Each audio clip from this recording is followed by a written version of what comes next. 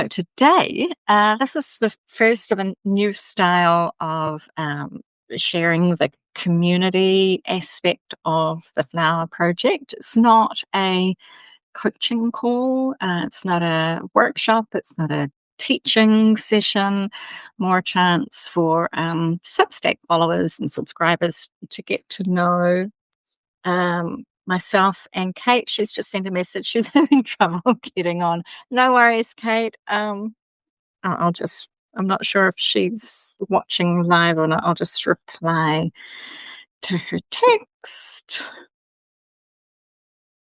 and then we'll get going.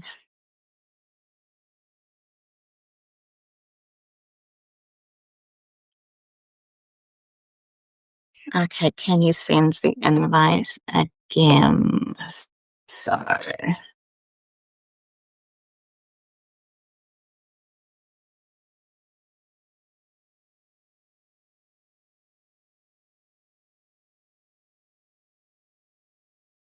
tech is always clumsy when learning a new platform, right?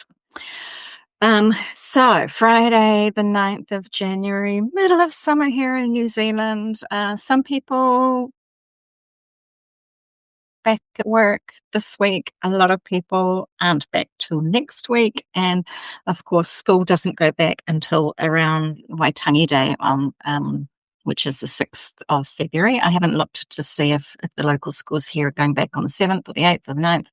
But yeah, it's still very sleepy in New Zealand, which I love. It sort of feels like we had that Christmas, New Year period of stillness when we just kind of bask in the sunshine.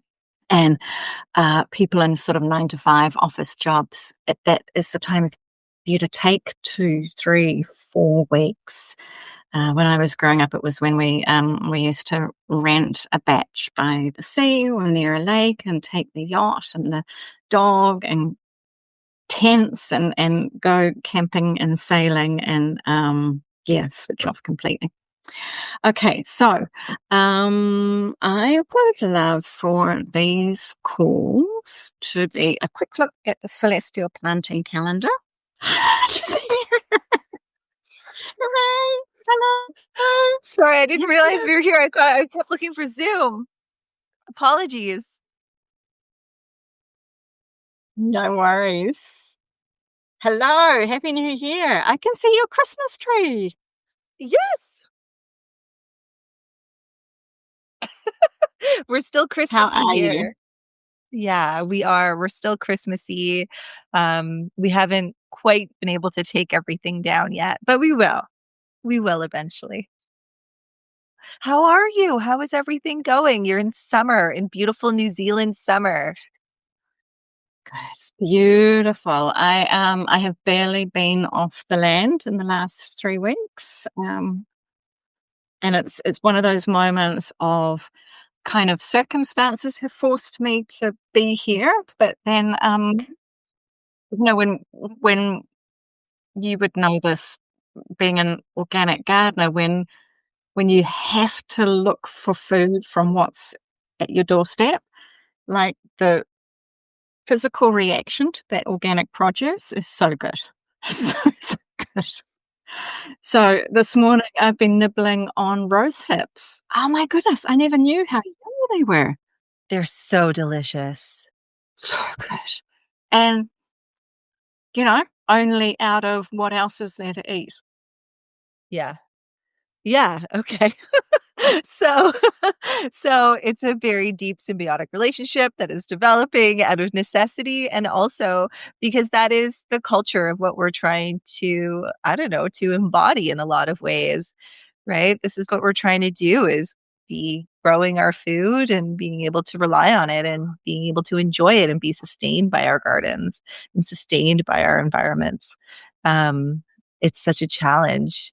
We don't have that option in this moment, or at least I don't, because it is snowy and white, and we are in the dead of winter. I'm back in Toronto.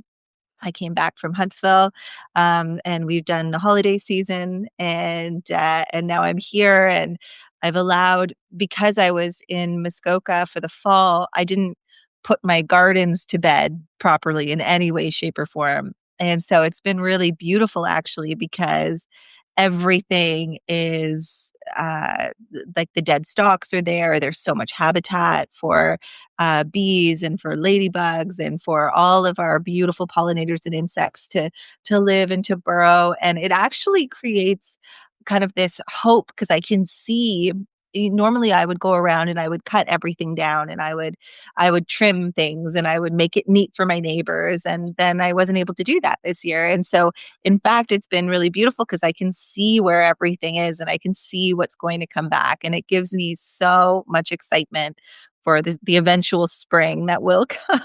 It will come. It It will will come. come. But are you going to be there in spring? Like, do you want to? I don't know how much of your plans you want to share because it won't always be Toronto that we're. Yeah, I mean, the things are gonna be moving and shaking for sure. I am in the end in 2 weeks or in a week and a bit, I'm gonna be flying to go teach biodynamics in Costa Rica, which is Zazzy's, like, circling my daughter. Um, and that's going to be really, really interesting. I'm going to teach in a community, that's a beach community, a surfing community in Guanacaste, and I'm excited about both, bringing but what I can share about biodynamics to this community and to the children that are there, but also to learn and to receive knowledge because it's such a different environment. The biodiversity is so different, the flora and fauna, acknowledging the traditional farming methods of the Mesoamerican, the Chorotega um, that are the indigenous of the Nosara Peninsula. All of that is really interesting. And right now I'm just totally in an academic mindset where I'm preparing and I'm researching, and I've never been to this community before. And there's a big river that runs through Nosara, and so I think I'm excited to, in some ways, connect in with what is already there instead of bringing this Eurocentric or kind of colonial approach to these are Zazie. No, no, no. No, thank you. Instead of bringing this like kind of a colonial approach of biodynamics that is very like I think that I don't know if dandelion and yarrow and stinging nettle and, the traditional biodynamic, those though if those are even growing or are available there. Oak trees, no, it's gonna be palm trees. It's gonna be totally different. So I'm very humble in what I'm anticipate like in what I can share, but I also know that I'm mostly gonna be teaching expats. Like I'm teaching a community of people that have come from sorry, it's a little bit chaotic here. But yeah, so anyway, so that's kind of the next project, and that's going to bring me to March, and then I'll be back in time for the thawing of the snow. So I'm excited about that. Me. Cool. Yeah. Yay.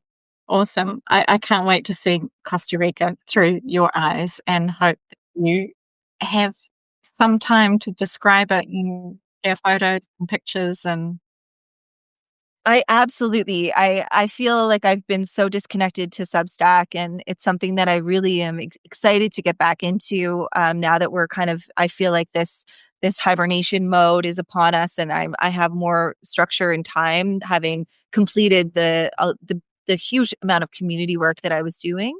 And so that's kind of like the nativity play is done.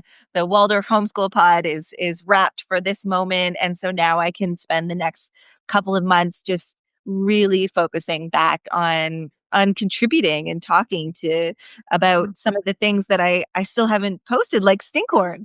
So those are things that I want to chat about. yeah. Now, I want to talk about Stinkhorn early, like if we could do Sure. that next. And it's not something I know anything about. I've seen them, I've had them in my garden, but they weren't the slightest bit of a problem to me. And I didn't even think of getting rid of them. It was more like going to look at them and go, wow, this Yeah, is so freaky. But they're do you want to totally share freaky. like your experience and your questions, and if there's anyone out there with Stinkcorn that wants to try the floral compost Yeah. activator, what suggestions you have, or um, what observations we would like people to gather and share back with the community. I'll let you talk about Stinkcorn. Okay. So it was a really funny thing. I've mentioned it before on the Substack, on the Flower Project Substack. But so when I originally built my raised garden beds, I filled them, the first kind of bottom half, with lots of big logs and big wood chips and lots of big kind of forage sticks and things like that. And then the rest of the top, I did a combination of my own beautiful biodynamic compost, and then as well I then added lots of my worm farm compost, all of that vermiculture, and then I also planted my seedlings into it, and then I mulched around it with more wood chips on top. So it was a lot of wood chips, and then this really nutrient dense, very, very high high microbial life soil that I had been feeding. And that's what I was feeding also the floral compost activator. And I was also feeding the worm juice. So the what do we call it again? What is it that comes out? I call it leachate. Leachate. That's right. Some people call it worm tea, but it's not worm tea. That's the fancy word that you taught me in the fall. That's right. Okay. So anyway, so I had this really beautiful garden bed, and it did so well, and it was just absolutely gorgeous. And then over the summer, it was very, very hot. It was very, very dry. We had a very severe drought, and I kept adding more of the leachate to my garden beds. And what I noticed was suddenly this very phallic looking bright red mushroom fungus that started to grow up all in kind of along the back row. And I was kind of looking at it, and only one day did I ever hear or did I ever smell any bad odors or anything like that. But I think that was because of me applying the floral compost activator. And it's a type of fungus that grows. It's actually a mushroom that is very well known. It originates in the South Pacific area of the world. So Australia. I don't know that it's in that it is in New Zealand, but I know that it's definitely in Australia. And the Chinese actually will grow it and use it as an aphrodisiac, which I think is so interesting because it does look like what it would help. so, it's quite like very shocking to see this big red phallic mushroom that's growing up everywhere. And then it kind of oozes, and it's really gross. And all of these flies come, and the flies love it, and the pollinators love it. And it becomes this swirling world of the pollinators just adore it. And the stink is supposed to really help to attract the pollinators, and especially the flies. Now, when I was applying the floral compost activator, what I noticed is that it started to turn even faster. So the life cycle of the fungus was moving very, very quickly, and there was a very reduced odor. I didn't smell any odor whatsoever from the Stinkcorn. And when I started to research it, because I was trying to understand, I reached out to the Mushroom Society of Toronto. There's this big mycelium society, and they're all academics, and they study, and they were blown away. I sent them all these pictures, and they could not believe that I had succeeded in growing this amazing fungus. And they and then I was going to write about it in the Substack, and it just kept lowering on the priority list. And then last week I was on Instagram, and I was this woman that I follow.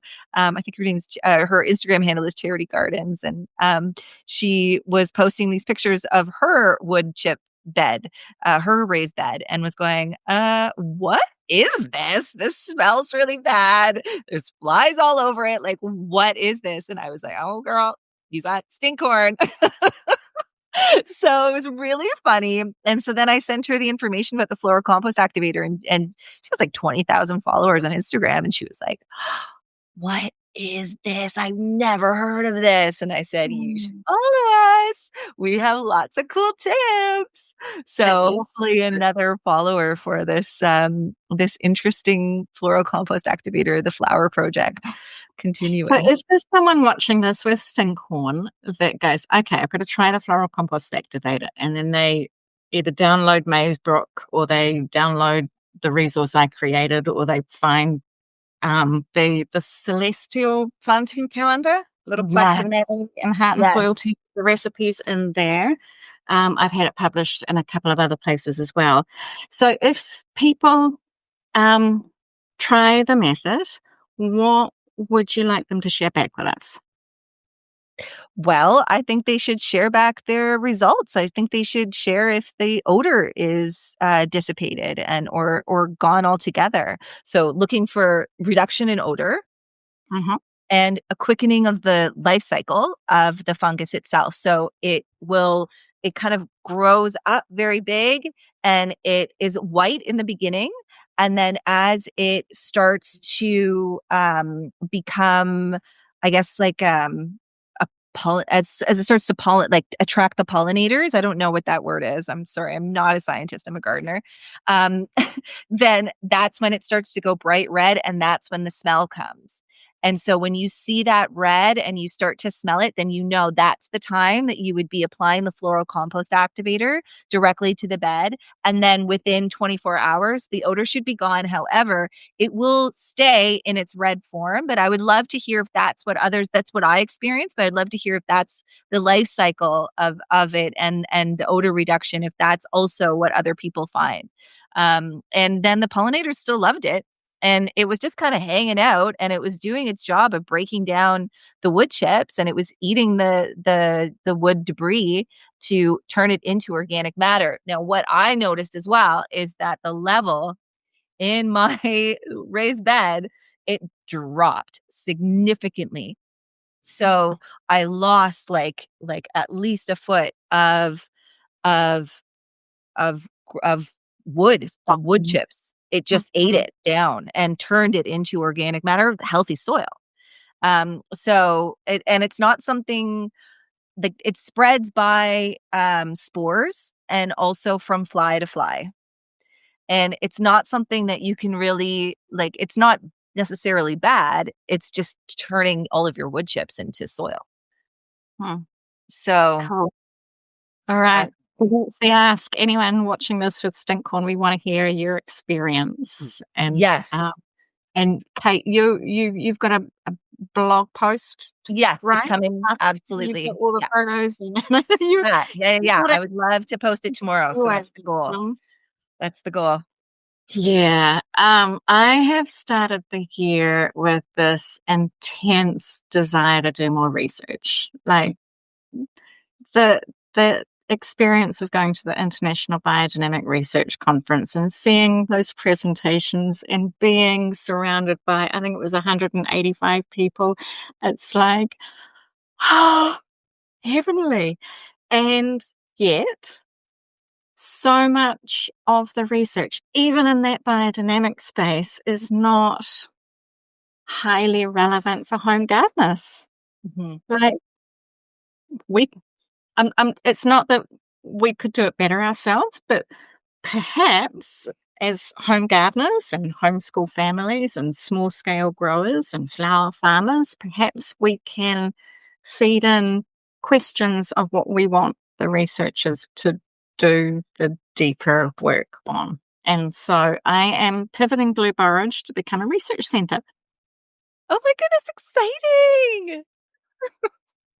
Yeah. So, That's I mean, it's been, what, 6 months we've been on Substack, and I keep getting people asking me to commercialize the product. I want people to grow the plants in their own gardens. I don't want to. That's not the point.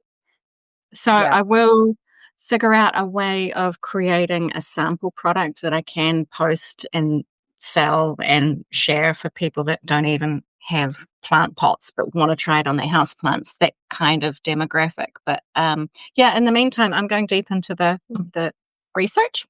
And so my news this week is I've got 8 little punnets, and I've got 5 types of seeds in each punnet. So I've got 10 types of seeds, and I'm going to give them 4 different treatments. So the floral compost activator is one, plain water is another, and then I'm going to use biodynamic cowpat pit preparation and Mhm. like really look at floral compost activator versus CPP, Ooh. yeah.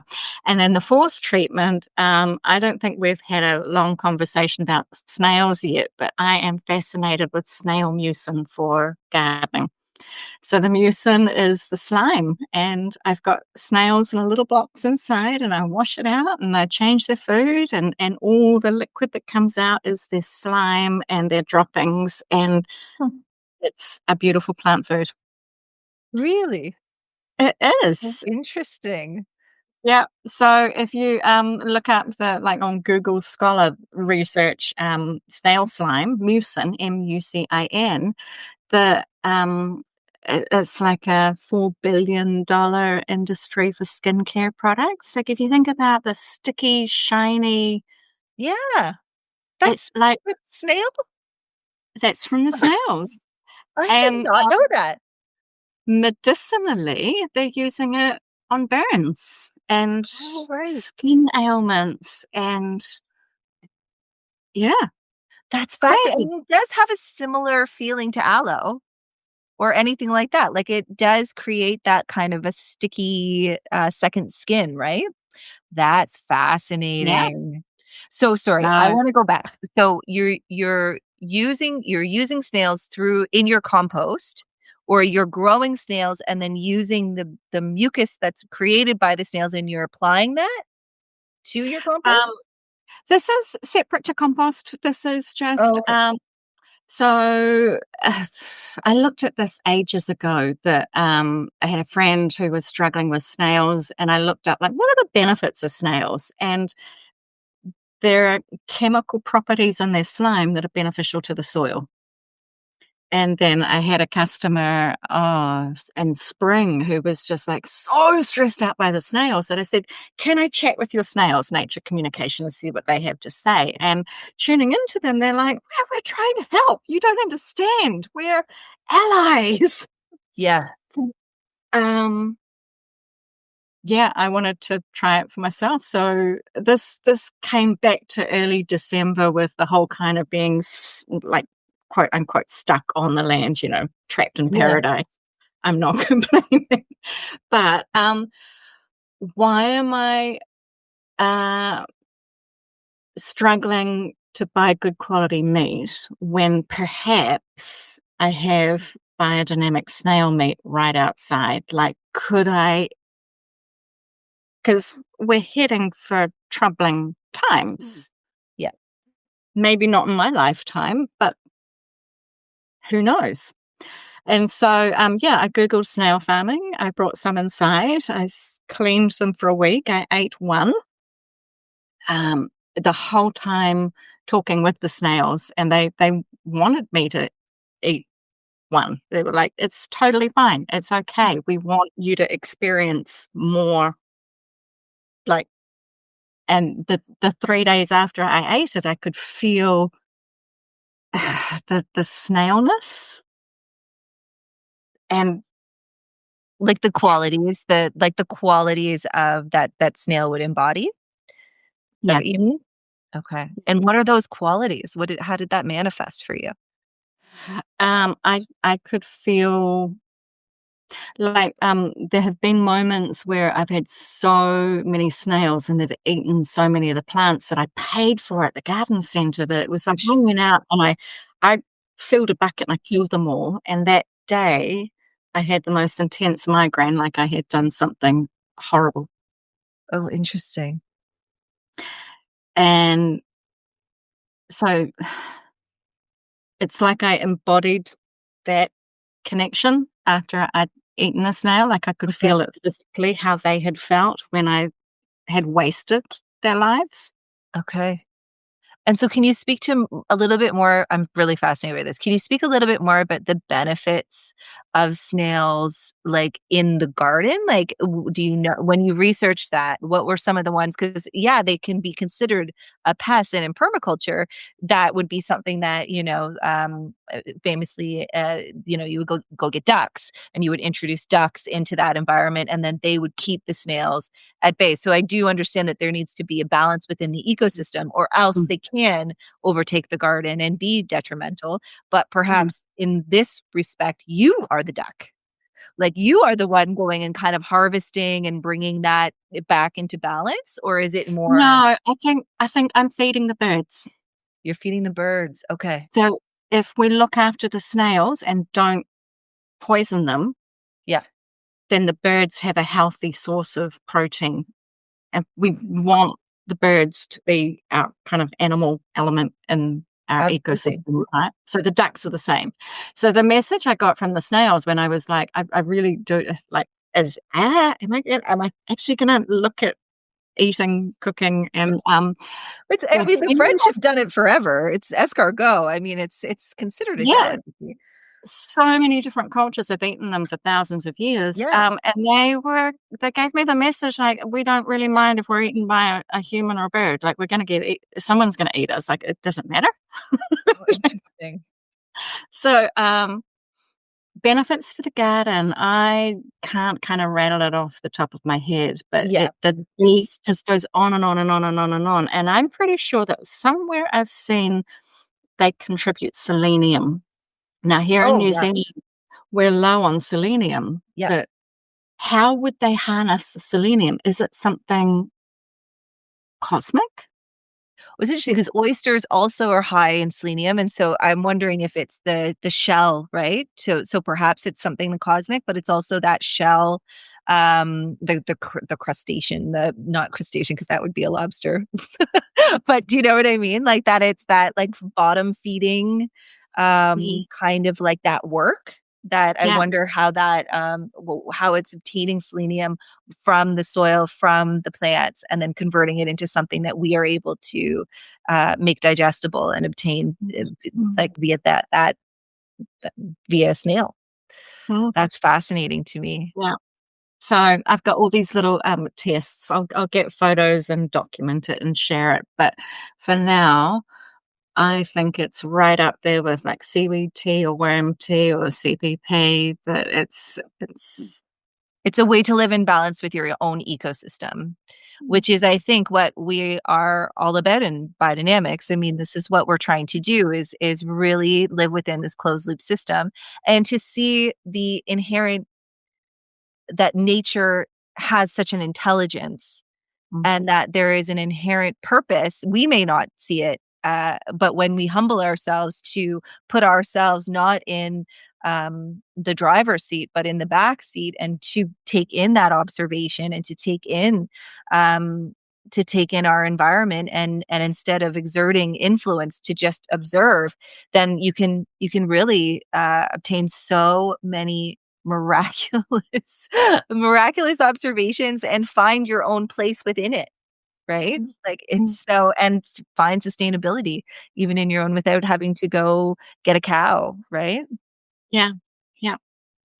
Because I Totally. think for us as small scale growers, for people that don't have big farms or not available to get big farms, this is like the big conundrum, right? Like, and this is kind of what the spirit of the Flower Project came from, Mm. was this sense of, we don't have access to high quality animal manure, or like high quality cow manure. We don't have access to the animal parts to be able to properly make these preparations. How can we use what we have and use and acknowledge the divinity of the plant life around us, acknowledge the divinity of these flowers, and then see their effectiveness when added with the fermentation process, and with true humility and spirit. When you approach nature in that way, it does respond in Mm, such a profound way. mm, So mm. I think it's I so I fascinating. cannot wait to see what you find in Costa Rica. Now I've got a bunch of flowers inside. Should I Okay. make a batch? Yes, make a batch. Let's Okay. make it some floral compost activator. So cool. Look at this. It is fresh valerian. It's just burst into flower. It's just That's like, beautiful. having used dried valerian for most of the last year, it's like, yay, the season has opened. So Uh, even though you're in New Zealand, which is so temperate, you still only have a season of valerian for yeah, certain flowers? yeah. You don't have, because you had mentioned that you have dandelion all year round there. Do you? We have dandelion all year round, but I noticed in spring that it was like the dandelion had the season had begun. There was a Yeah. different feeling. Yeah, yeah. Um, so the valerian, I see leaves most of the year. Hmm. And in winter, I'll dig up a plant and divide the roots and replant it. And then maybe late in winter, those leaves die off. But there's definitely a season, and yeah, the flowers don't last all year. Mm, okay. So Yeah. yay, it's in bloom.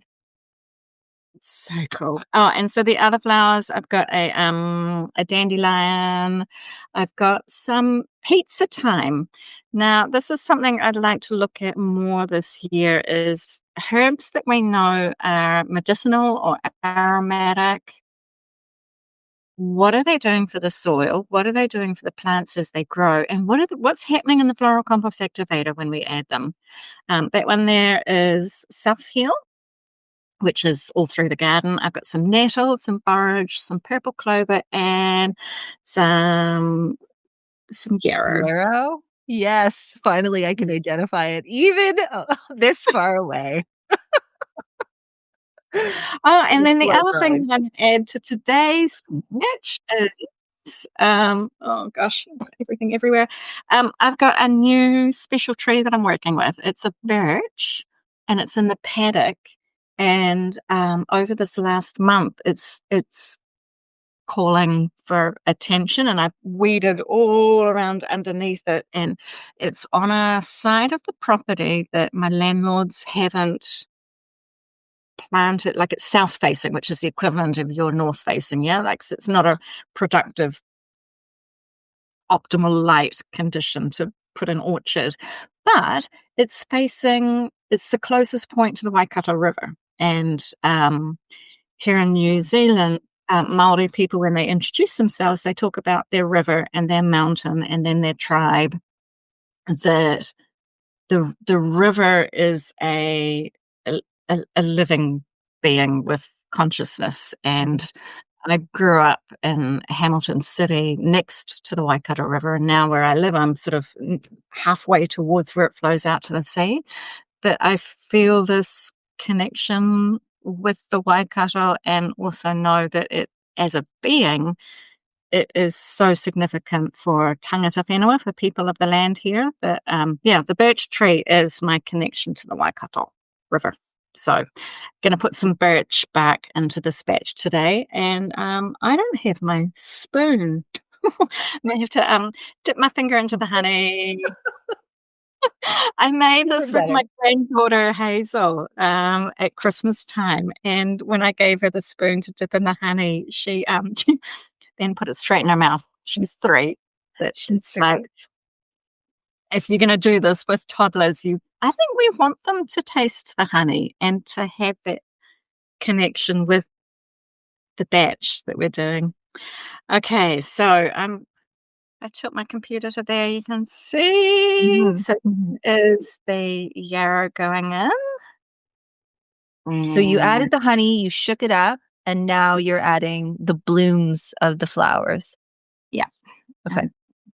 Yarrow, valerian, dandelion. With the thyme, I'm not adding the leaves. I'm just going to add the little teeny tiny flowers. It's so delicate. And like in edible flowers, one tiny flower is enough to flavor a whole dish. Right. Uh, I reckon one tiny flower is enough to influence a compost pile. There's the purple clover, um, a yarrow flower, and then I'm going to use scissors to trim the stinging needle. So that's gone and shake it up, and it's done. Oh, the birch. The birch. And are you still I forget, I know that you decided to kind of move away a bit from the milk powder. Is that still just a choice out of kind of just your own sustainability and just using what you find and experimenting, or are you still gonna continue by adding some of that milk powder at times? I'm not sure if it's milk powder, lactose and milk powder. There Lactose, must be a sorry. lactose. May Bruce only added it in order to stabilize the honey so that she could post the quick return compost activator as a stable, shelf stable product. I Okay. don't know that the lactose is needed. And I'm hesitant to use it because I ordered it online. It's not organic. Yeah. And it came like it was made in America. Like, I don't know if it's Yeah. genetically engineered. I just When you're making such an effort. Yeah, we don't wanna yeah. and I when it works. and it works. Yeah. So today I'm gonna find those exact same flowers in their dried form and make an identical batch. So there'll be one fresh, one dried, and I'll watch and see if they bubble up the same way.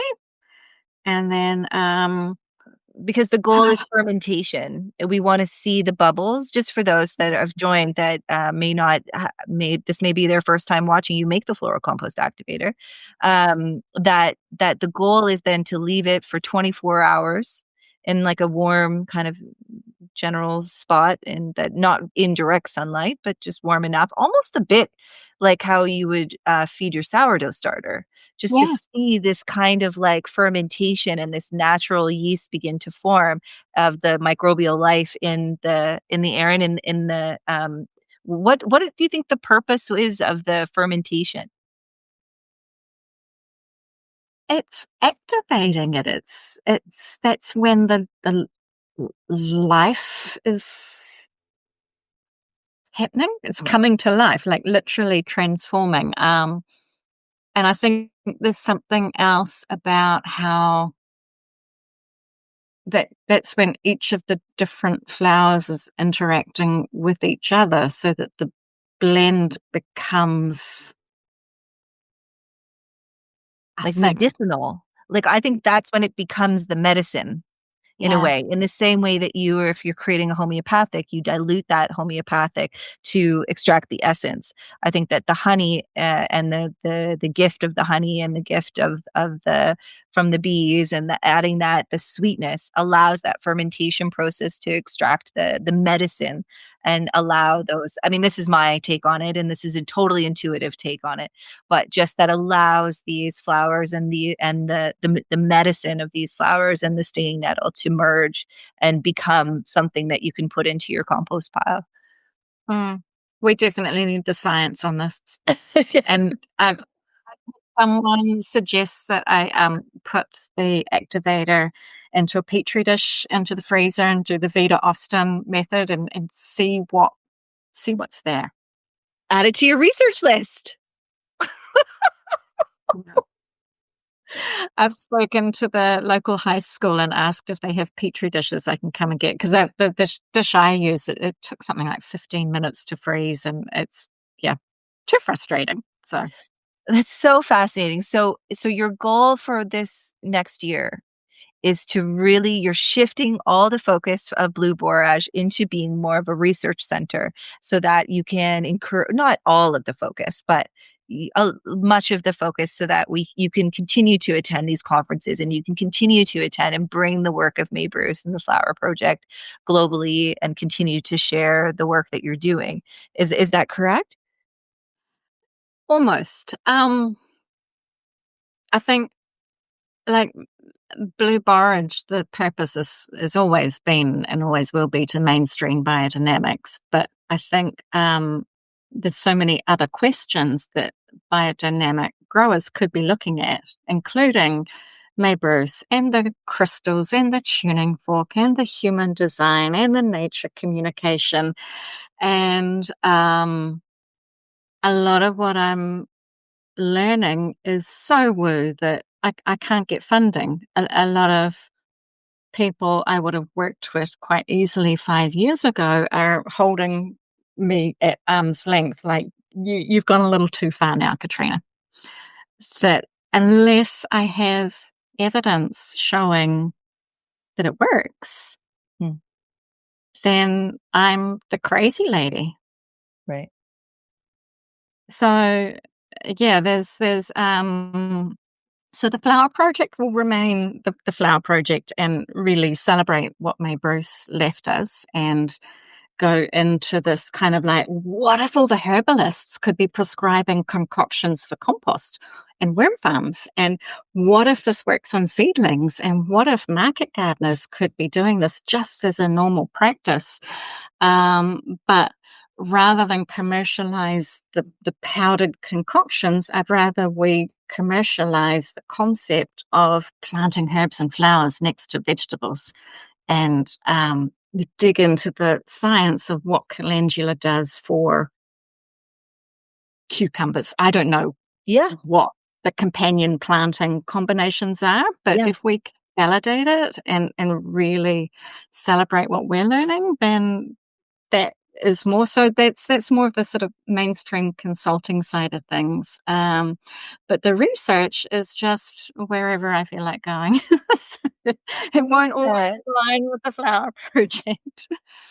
I love Yeah. that though. And I also think again, one of the major reasons that I started doing this was to create sovereignty, and not be reliant on buying preparations from the States or from, outside of my own closed loop system. And so to learn and to teach people that like you can grow flowers and you can add it to your compost and it works. It works to quicken this is why it was called by May Bruce the quick return method. It breaks down compost faster, it reduces odor. What are some of the other observations that you had found from your flower project? There was quite a few. It was the definitely it Uh, broke it down faster. it's,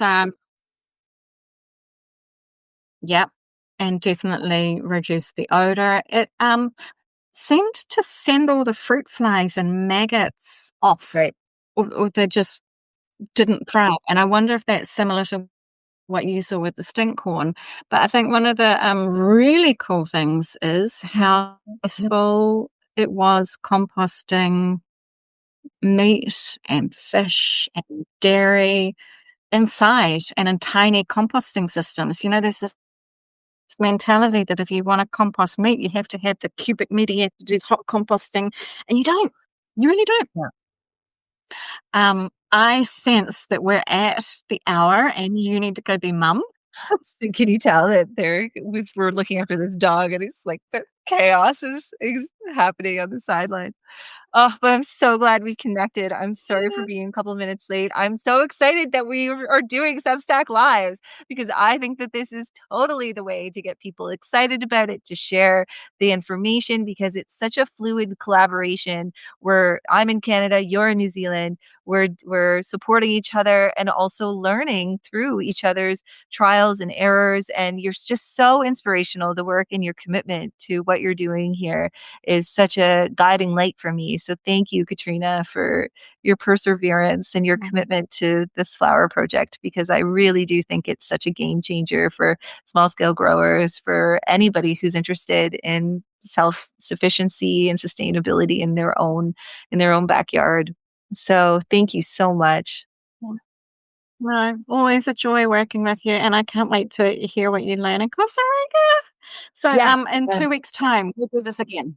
Yes. And, I Um, know that there are lots of different types of experiments happening with the floral compost activator, that if there are other people that would like to hop on live and talk through what they're seeing, then that would be super cool. it would be so cool. Yes. Love it. Good. Okay. Thank Okay. you. Go well. Bye, everyone. Bye bye. Thank you for joining. Bye bye.